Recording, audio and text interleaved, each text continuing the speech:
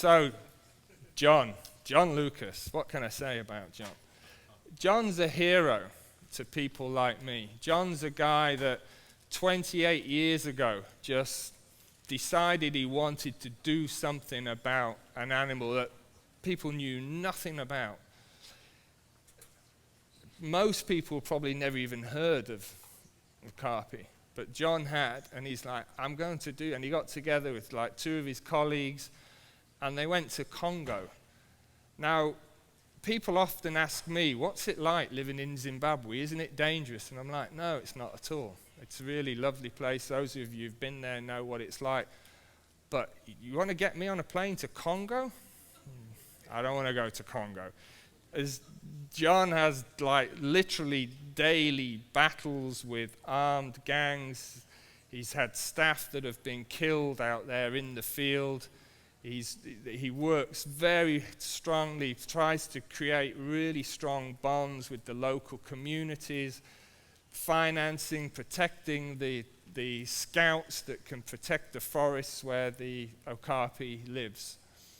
28 years he's been at it, and he still does it, and he still goes out there to Congo as often as he can, and my hat goes off to him. He's an absolute hero to me and so many of the conservationists, and it's my real pleasure to have got to know him through Wildlife Conservation Network, and it's a highlight of my year when I can meet John. So, John Lukas. I told you I'd just wing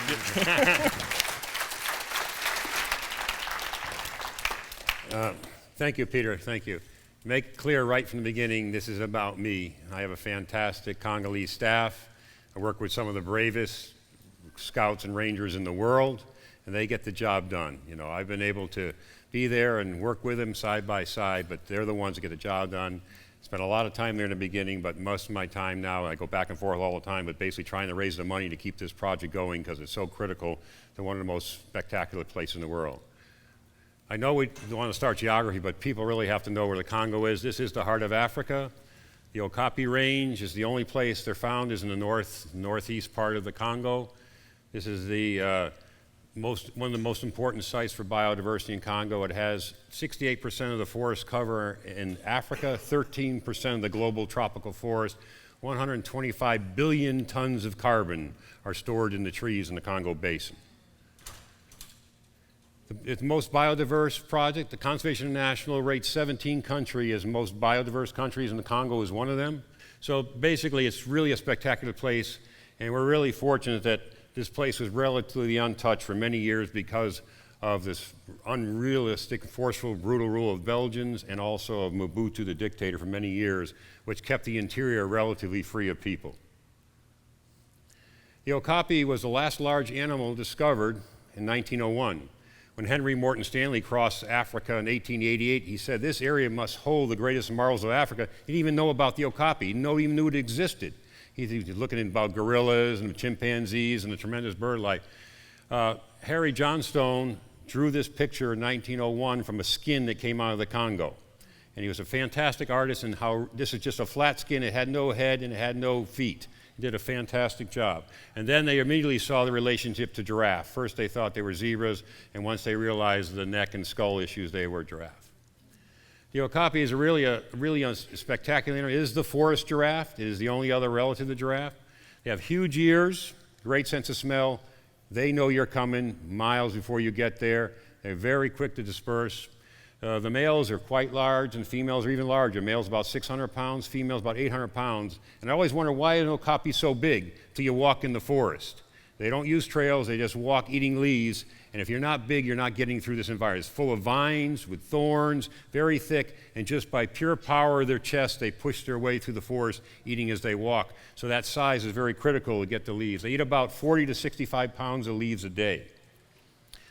They have the tongue like a giraffe, a bluish tongue, 14 to 18 inches long. They strip all the leaves out of the trees. What's really fortunate for the conservation of this animal is the national animal of the country. It's been protected since 1933. You know, people are saying, what does an Okapi mean? Not many people know what an Okapi in this country. Every 2-year-old kid in the Congo, you ask him what an Okapi is, he'll tell you. There's Okapi water, Okapi radio, Okapi construction, Okapi cigarettes. Everything is Okapi. So you can't help but know what an Okapi is, even though that's your country. It's a symbol of their national parks and protected areas and wildlife protection. So just going to show a little clip of an Okapi moving through the forest. And Okapi are pretty unusual. They have scent glands on all 4 feet. Every time they walk, they leave a tarry substance on the ground. And this is how the animals know about their territories. Females have about a 4 square kilometer territory, which is quite small for such a big animal. Males about 10 to 15 encompass a few females. And you can see the tongue here, how it could they can clean every part of their body with their tongue. They can crease their ears, their eyes, they do everything. And a little bit of their camouflage here, the stripes, when they get into vegetation, if it was a real sunny day and the light was filtering through, it'd be really hard to see these animals. They just blend into their environment. The leopard is very dense, lots of population of leopards in Africa. Their whole biology of the Okapi is centered around avoiding leopard predation. Everything they do is avoid being eaten by leopards. They have no other predators. They're very small when they're born, about 35 to 40 pounds. It's a tiny, tiny calf. And this calf, the mother will nurse it, and it will go and find a nest. For approximately 8 to 12 weeks, this calf stays in a nest, only comes out to nurse and goes and lays back down. This is to avoid giving any scent, any movement to leopards. And meanwhile, it triples its size in 2 months. The mother produces a high-fat milk. She has to walk and eat all day long to get the nutrition to produce the milk for this calf can grow. And the Okapi are pretty unusual. This is how they talk. This is infrasound below our hearing, amplified to our hearing range.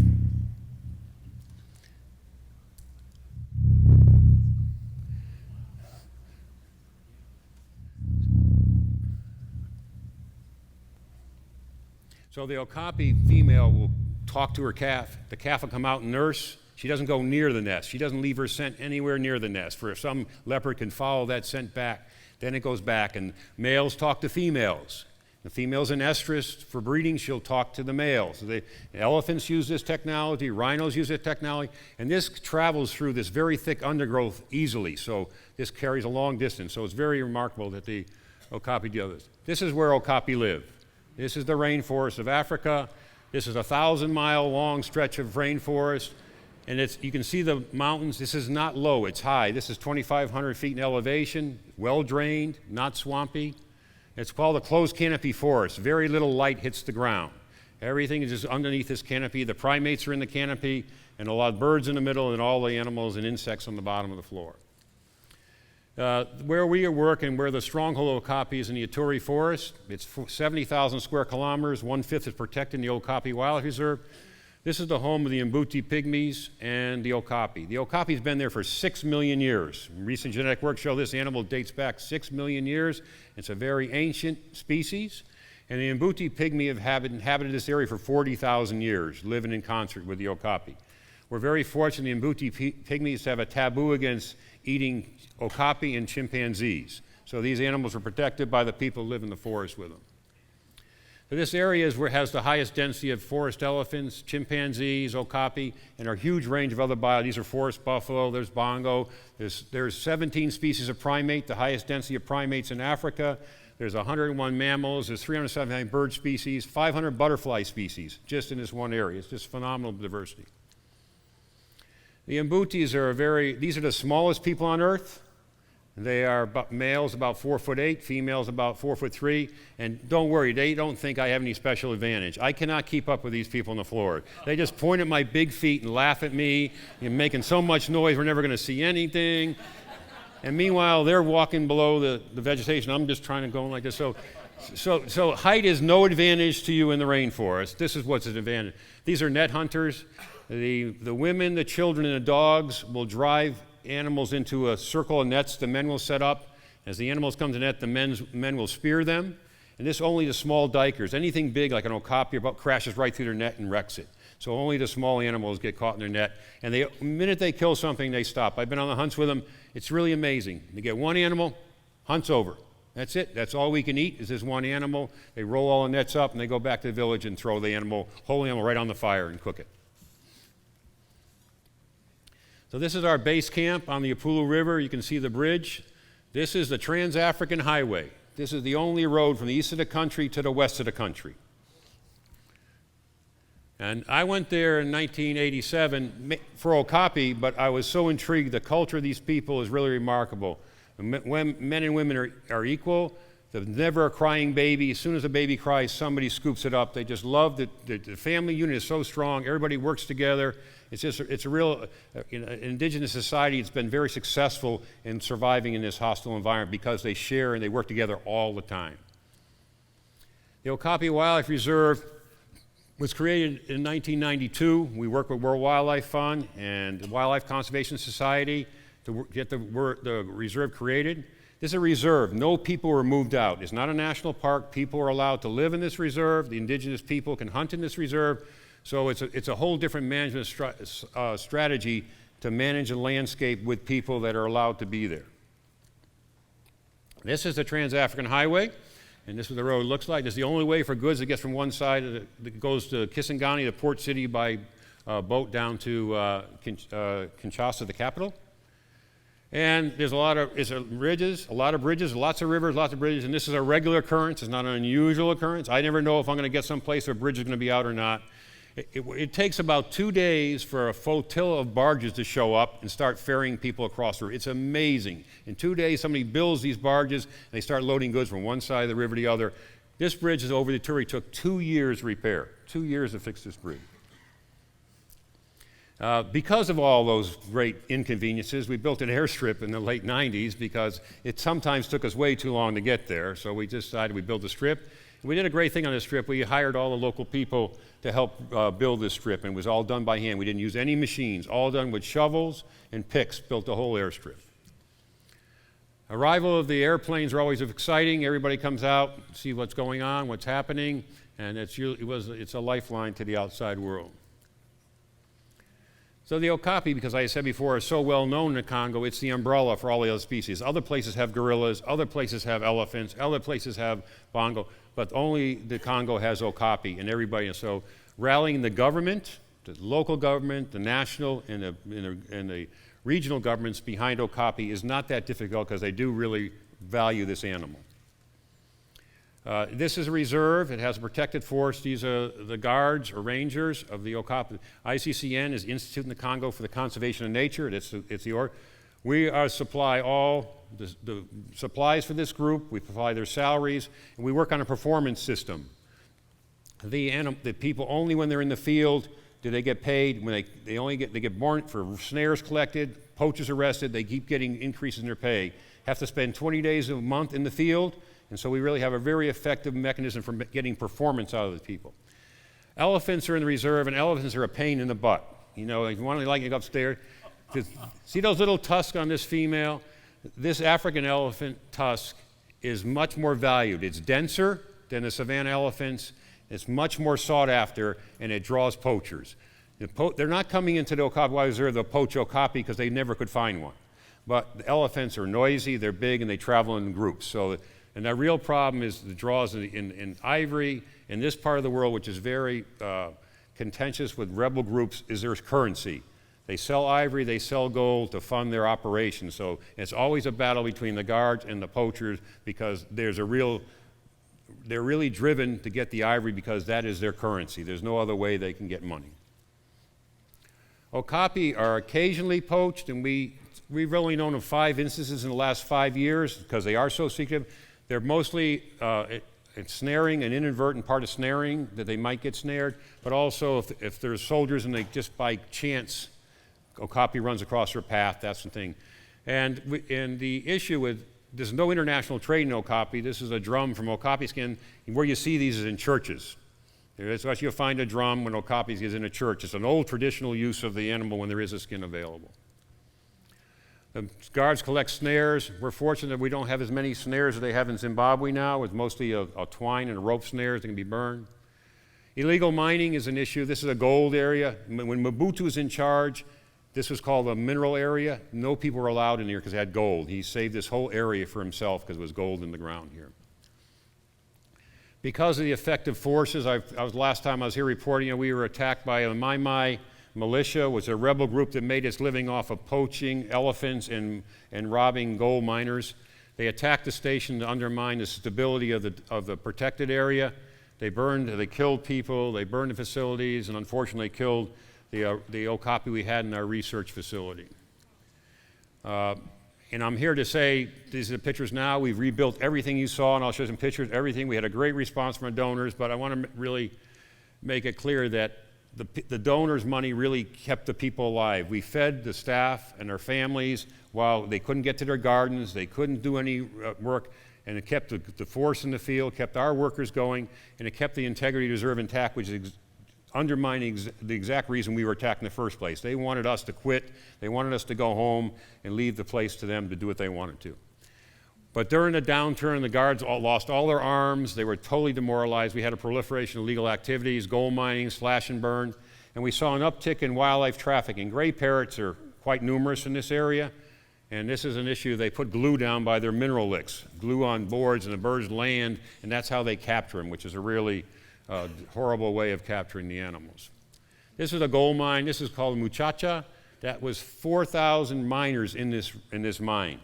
And the mines up close, they just dig holes and they look for gold. And once it's abandoned, the forest comes back, and wildlife moves in quite quickly because the rainforest trees immediately start emerging from the soil and growing. But the real issue is the miners depend on bushmeat to survive. They have to have bushmeat, so they really increase the slaughter of animals in these mines. What really turned the event around for us is in December 2013. This is Governor Sadi on the left, Rosie Roof, who works for our project. That's President Kabila and General Fall. They came to Apulu. I went to Kisangani to meet with the governor, and we got complete support from the Congolese government to turn this situation around. And they assigned a battalion of Congolese soldiers to the patrol. And what was really unusual this time, every time we'd done one of these called mixed operation before the Army was in charge, we negotiated this time where ICCN guards were in charge. They led the thing, and the soldiers worked for the guards and made a totally different effect of this thing, because the guards. And this is a mixed group of the armed forces, and they did a tremendous job, and they pursued the poachers, and actually the ICCN guards killed a major elephant poacher in February of 2014 named Maitri. The fellow Morgan, Paul Sadal, who led the attack, he tried to surrender an amnesty. It was a botched assassination attempt by Morgan on the general that was there. Morgan was mortally wounded, and his group was disbanded. So all the illegal actions were actually taken care of in a very quick period of time because of the joint work of these two groups of dedicated people working together. One of the most important part of our relationship with the Army is called FARDC, the Congolese Army. This is one of our educators. We meet with all the officers and tell them about the rules of a protected area, what they can do and can't do. A real educational process. These guys are used to doing whatever they want, wherever they want. They are very tough people, but we reached them, and they were very easy to work with. Once they understand the ethics we need operate, because we built relationship with the communities. If they could undermine that relationship so easy by hassling the people, being really unpleasant and actually, abusive of the population, it would come back and haunt us. So this is we had an amnesty period. We had 3 months for everybody to leave the gold mines. About 10,000 miners left the mines. And then we went in with an occupying force, and we removed 20,000 miners from the reserves without one fatality, one injury. These people were just escorted out, took their belongings, and made to leave. We had Human Rights Watch on the patrols with it. And this is one of the most dangerous countries in the world, where people treat people pretty unfairly at times. These mixed patrols did a great job. Meanwhile, took on the poachers, and 53 gold mines, probably approximately 20,000 people that were in the reserve were moved out and gone now. So we found a really big important thing here is you close down illegal gold mines and bushmeat drops. It's been a real benefit on all the markets. There's a lot less meat, a lot less poachers, a really important thing for us to do. One of the main issues is the road stop, that we need the Army to help us. And right now, we're the only institution that can fund the Army. Wildlife Conservation Society is in there, a German aid agency is in there, but their charter doesn't allow them to pay soldiers. But we can, because without the soldiers, we wouldn't have security, and we wouldn't have been able to make this progress of taking control of the Okapi Wildlife Reserve from these undesirable elements. The road stops are really important, and this I was telling you about, we just recently was 150 parrots were confiscated, and we had to hold these animals for months and months and months for their feathers to grow out. All their feathers were damaged from the glue and things like that. Right now, there's only 4 left. The rest have gone back to the wild. We opened the door.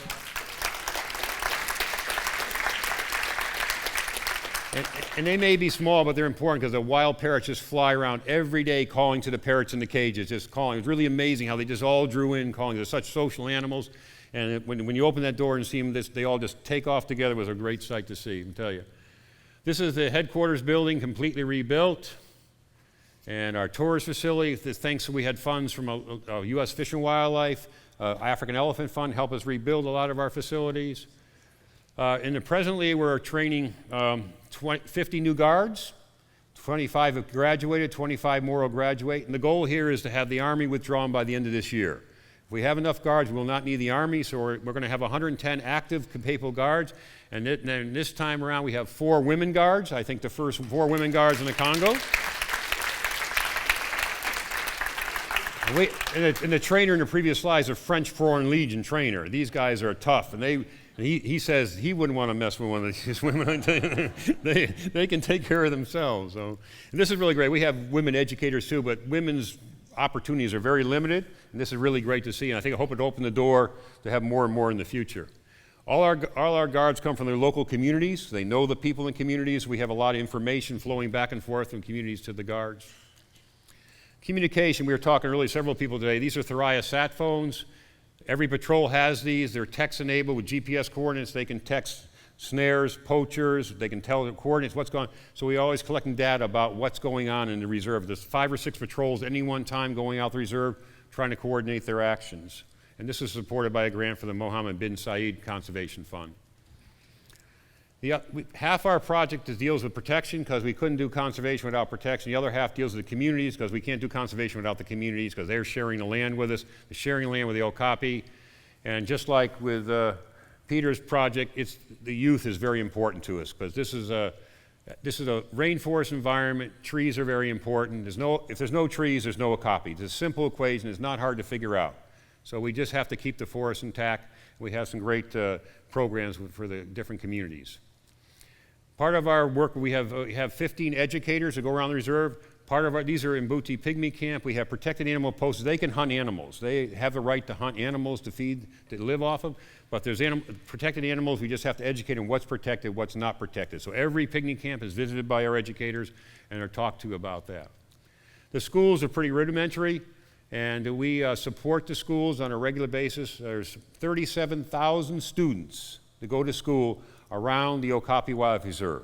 And we visit every school 3 times a year, give them lectures, talk to the kids, and they're really, really effective. Our educators are like rock stars. They come to these things, they give them lectures, they talk to them.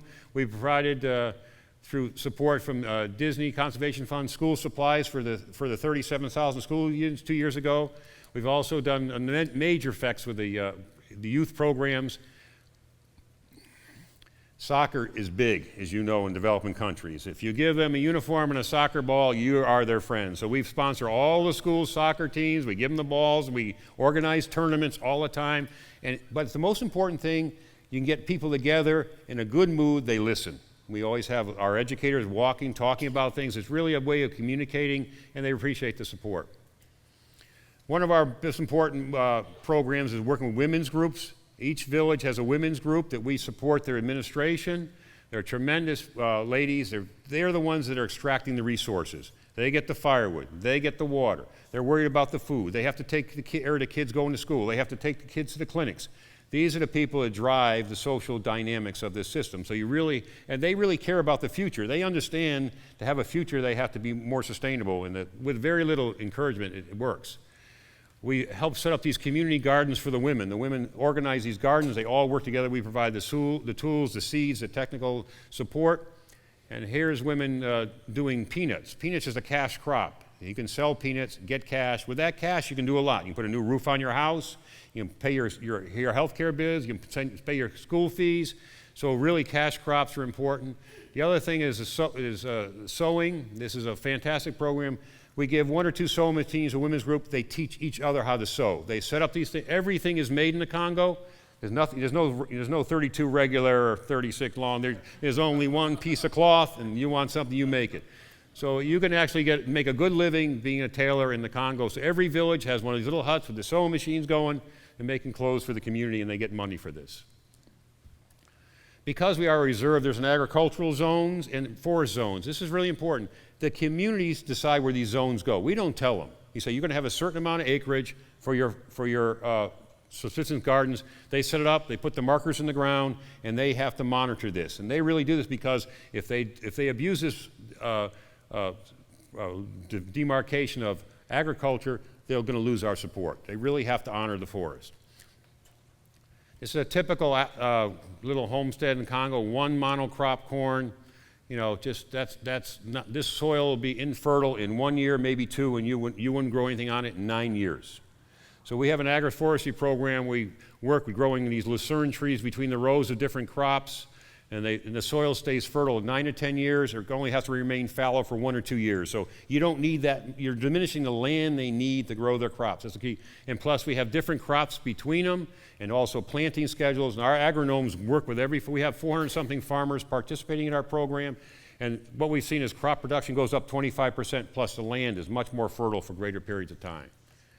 We have 3 plant nurseries around the reserve, and last year we planted 25,000 trees in the reserve on abandoned farmlands.